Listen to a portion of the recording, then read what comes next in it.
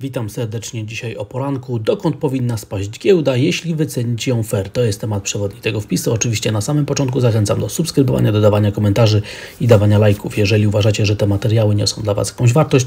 A tych wszystkich, którzy chcą śledzić mój portfel w edycji październikowej, która właśnie teraz trwa, zachęcam ich do wysłania specjalnej wiadomości, adres e-mail poniżej, a będziecie otrzymywać wiadomość z informacjami, jak modyfikuję mój portfel w zależności od zmieniającej się sytuacji rynkowej następnego dnia na indeksach giełdowych, na Forexie, na surowcach, na obligacjach, a nawet na Bitcoinie. Zapraszam, zachęcam i zaczynamy. Oczywiście informuję, że wszystkie wykresy, które zostały pobrane, żeby stworzyć ten wpis, pochodzą z dwóch platform, Xstation 5 i z Bloomberga. Dokąd powinna spaść giełda, jeśli wycenić ją fair?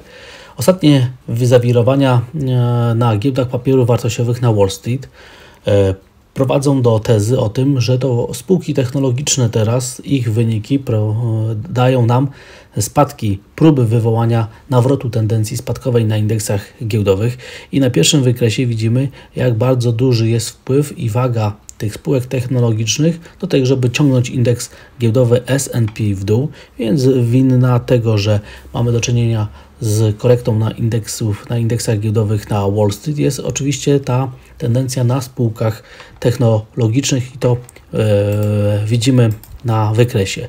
I widzimy oczywiście, jak wciąż ogromny jest wpływ, udział spółek technologicznych w tym, jak zachowuje się indeks S&P. Co prawda ten udział lekko spada w ostatnich miesiącach, natomiast jest on cały czas powyżej 1/4, więc jest to bardzo duży udział i wpływ na to, co będzie się działo na szerokim rynku liczonym przez indeks S&P. Na następnym ciekawym wykresie chciałbym pokazać, jak bardzo jest teraz uzależnione to, co się dzieje na spółkach technologicznych od tego, jak oczywiście zachowuje się amerykańska obligacja 10-letnia na rentowności. A to także pokazuje, że im bardziej rosną rentowności amerykańskich obligacji, tym jest większy wpływ na to, żeby mocniej spadały indeksy giełdowe, te dotyczące spółek technologicznych. I oczywiście obserwujemy to szczególnie dobrze od przełomu poprzedniego i tego roku, gdzie spółki cykliczne zostały bardzo mocno sprzedawane, a coraz bardziej kupowane. Relatywnie mocniej są kupowane spółki defensywne, te spółki z tradycyjnej gospodarki i oczywiście ta tendencja jest ściśle powiązana z tym, jak zachowują się amerykańskie obligacje, więc jeżeli bessa na amerykańskich obligacjach będzie kontynuowana, jeżeli rentowności dalej będą rosły, to oczywiście te spółki technologiczne znowu będą i to jeszcze mocniej ciągnąć indeks giełdowy w dół i oczywiście gdyby się odwróciła tendencja na amerykańskich obligacjach, to w takiej sytuacji spółki technologiczne dostałyby potencjał ku temu, żeby zacząć znowu wyprzedać szeroki rynek i napędzać tendencje wzrostowe. Moim zdaniem taka powinna być interpretacja tego, co się dzieje. Ale teraz zacznijmy jednak wracać do pytania, dokąd powinna spaść giełda, jeśli wycenić ją fair, ponieważ na rynkach finansowych mamy do czynienia z takim pojęciem, jakim jest fair value, czyli wycena godziwa.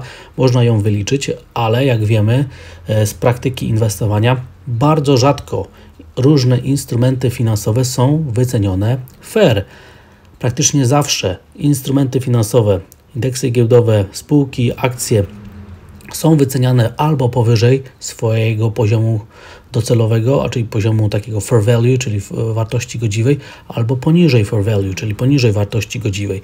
Stan dotyczący rozbieżności między wyceną faktyczną, a tym, jaki według modelu powinien być stan, jest stanem permanentnym, jest trwałym i to jest właśnie charakterystyka rynku, który wycenia różnego rodzaju scenariusze, albo raz pozytywne, albo czasami pesymistyczne i mamy do czynienia z odchyleniem od fair value, czyli odchyleniem od wartości godziwej i to się teraz dzieje. Natomiast myślę, że na podstawie różnych komponentów, które są na rynkach finansowych, można wycenić fair value dla indeksów giełdowych i za chwilę zobaczymy, gdzie ta wartość godziwa, gdzie ten poziom takiej równowagi jest dla indeksu S&P, ale na pierwszym wykresie chciałbym pokazać, że wciąż akcje mają potencjał ku spadkowi, jeżeli porównywać je do zachowania amerykańskich obligacji. I to jest coś, na co należy zwrócić uwagę. Kolejna statystyka dotyczy tego, co się działo w latach 70., kiedy mieliśmy do czynienia z ostatnim kryzysem inflacyjnym o charakterze podażowym i w takiej sytuacji okazało się, że to amerykańskie spółki generalnie w ujęciu rzeczywistym dawały najsłabszą stopę zwrotu. Warto pamiętać właśnie o tej statystyce. Cały czas jesteśmy bardzo mocno przewartościowani na indeksach giełdowych, jeżeli brać pod uwagę inflację i to jest coś, na co należy moim zdaniem zwracać uwagę. Ten wykres bardzo dobitnie to pokazuje i na następnym wykresie mamy już bezpośrednią odpowiedź na to pytanie, dokąd powinna spaść giełda, jeśli wycenić ją fair. I tutaj widzimy, że fair value, takim poziom wartości godziwej dla indeksu S&P, przy tym, że mamy do czynienia ze stopami procentowymi Fedu na poziomie 5% i wynika z tego, że indeks S&P ma wtedy fair value na poziomie 3180 punktów, a indeks Nasdaq 100 na poziomie 9187. Jeżeli Fed Funds, czyli stopa procentowa Fedu, wzrośnie do 6%, no to w takiej sytuacji fair value dla indeksu S&P to będzie poziom 2932, a dla indeksu Nasdaq 100 8184 punkty. I jak widzimy, każdy jeden punkt procentowy to jest zmiana około 7% tych poziomów fair value dla indeksu S&P. Czyli jeżeli stopa procentowa w Stanach Zjednoczonych dotrze wkrótce do poziomu 4%, to w takiej sytuacji fair value dla indeksu S&P będzie na poziomach około 3350-3400 punktów. I jak widzimy, w ostatnich tygodniach, kiedy indeks S&P zaatakował okolice poziomu 3400 punktów, doprowadziło to do bardzo mocnego dynamicznego odbicia. Już abstrahując od tego, czy czasem nie było ono związane z aktywnością Plunge Protection Team. Natomiast wygląda na to, że rynek faktycznie przywiązuje do tego swoją uwagę, swój punkt widzenia i pamiętamy teraz, że implikowana stopa procentowa dla Stanów Zjednoczonych w szczycie cyklu podwyżek stóp procentowych jest teraz wyceniana właśnie w pasie między 4,5% do 5%, a to by oznaczało, że fair value dla indeksu S&P, czyli miejsce, do którego powinna spaść giełda, jeśli wycenić ją fair, byłaby właśnie w pasie między 3200 punktów a 3300 punktów. Mniej więcej tak wynikałoby to z tego modelu, który wycenia wartość godziwą indeksu S&P i indeksu Nasdaq 100. Więc odpowiedź na pytanie, dokąd powinna spaść giełda, jeśli wycenić ją fair, tkwi właśnie w tym wykresie, który pokazuje, że jeżeli stopa procentowa Fedu sięgnie poziomu 5%, to fair value dla indeksu S&P to jest 3180 punktów i zmienia się o około 7% w zależności od tego, czy ta stopa procentowa Fedu jest większa albo mniejsza o 1%. 1% zmiany stopy procentowej Fedu daje około 7% fair value w górę albo w dół na indeksie S&P, czyli im niższa jest stopa procentowa, tym wyższe jest fair value dla indeksów giełdowych, więc im wyższa będzie stopa procentowa Fedu, tym niższa oczywiście wycena indeksów giełdowych i taki jest wniosek, który płynie z tego tutaj wykresu. Na co jeszcze należy zwrócić uwagę, to wczorajsza sesja na indeksie giełdowym przyniosła nam już test tego poziomu 3820 punktów. Został on naruszony, czyli linia szyi formacji podwójne dno została naruszona. Natomiast po sesji oczywiście wyniki spółek technologicznych pociągnęły futures w dół. No i oczywiście dzisiejsza sesja będzie znowu walką o to, żeby jednak ostatecznie przenieść to wybicie, które miało miejsce w ostatnich dniach na linię szyi kilkutygodniowej formacji podwójne dno na wykres tygodniowy, więc spodziewajmy się bardzo dużej aktywności. A dzisiaj mamy do czynienia z publikacją danych makroekonomicznych o inflacji, co będzie bardzo dobrym pretekstem ku tego, żeby jednak ostatecznie doprowadzić do wygenerowania takich sygnałów, o czym będzie za chwilę. Zobaczmy jeszcze tą wycenę rynkowych stóp procentowych i ona jest korzystna dla indeksów giełdowych, ponieważ ta amerykańska obligacja 10-letnia spadła poniżej 4% na rentowności. Moim zdaniem powinno to pociągnąć wzrost indeksów giełdowych, jak inwestorzy przypomną sobie o tej zależności i już nie będą chcieli tak bardzo zwracać uwagę na te wyniki spółek technologicznych, które są już przeszłością, a rynek wycenia przyszłość. I moim zdaniem wrócimy do pozytywnych nastawień indeksów giełdowych, jeżeli oczywiście rentowności amerykańskich obligacji dzisiaj utrzymają się poniżej poziomu 4%. I oczywiście wczoraj mieliśmy do czynienia z decyzją Europejskiego Banku Centralnego.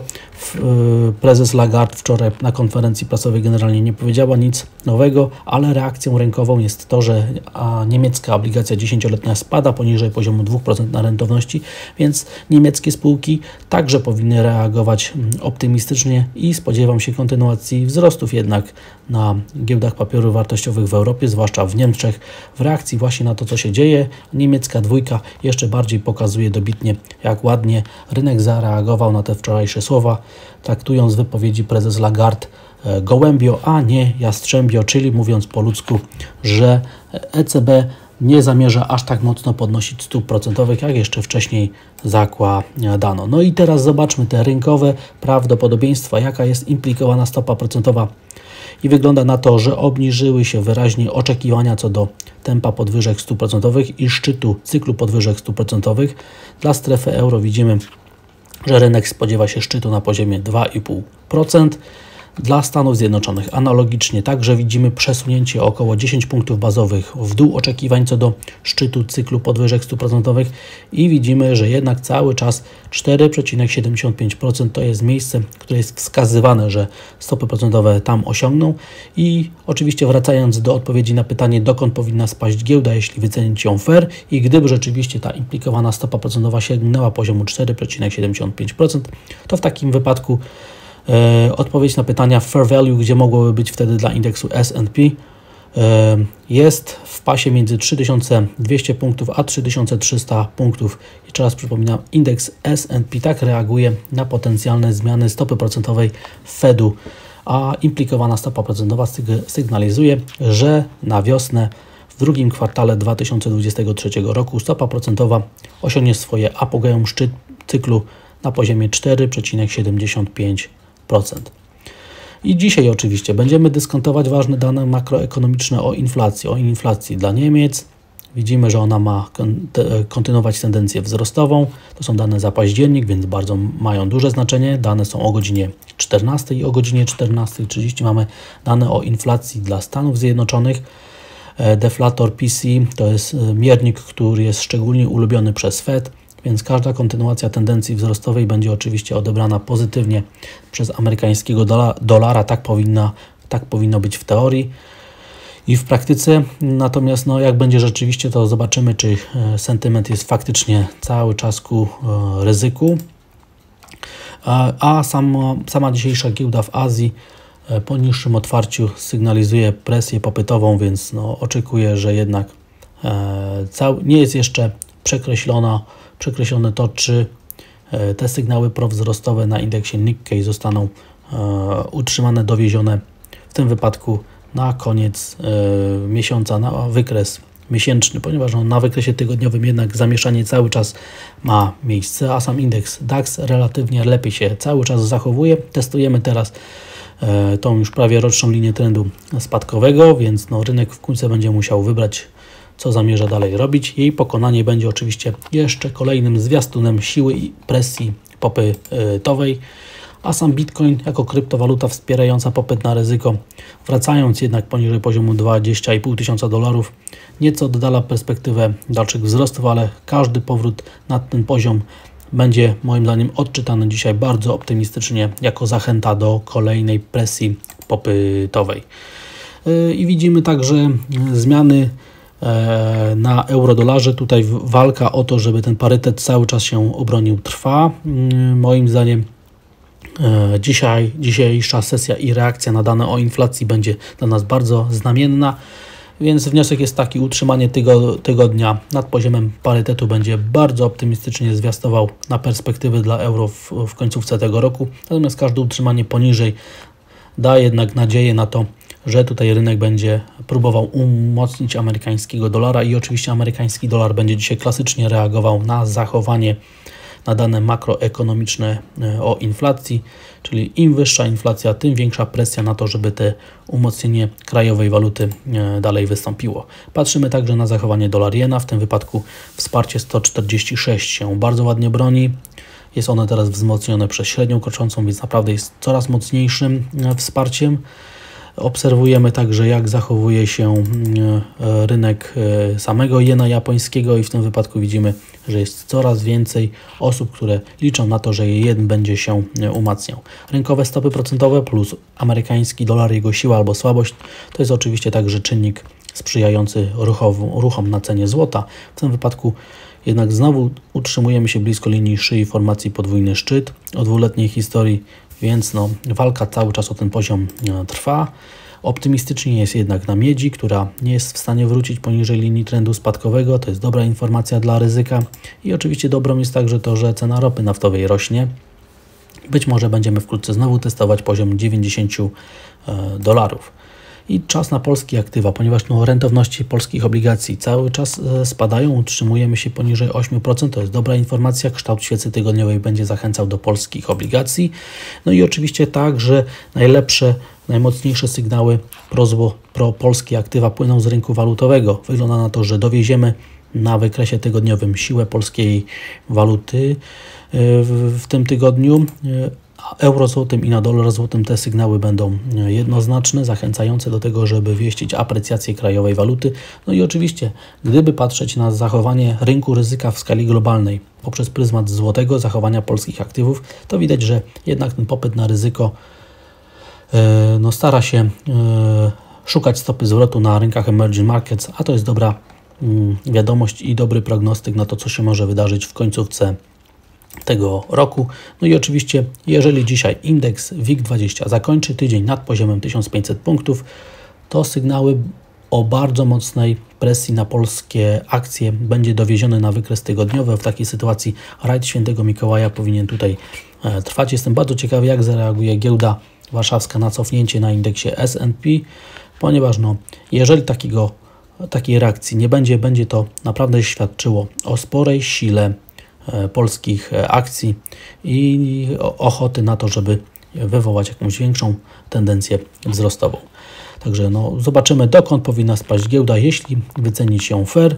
Natomiast na chwilę obecną moim zdaniem jest większa szansa jednak na to, żeby te indeksy giełdowe rosły co najmniej do końcówki tego roku. Dziękuję za odsłuchanie tego materiału. Zachęcam do subskrybowania, dodawania komentarzy i dawania lajków.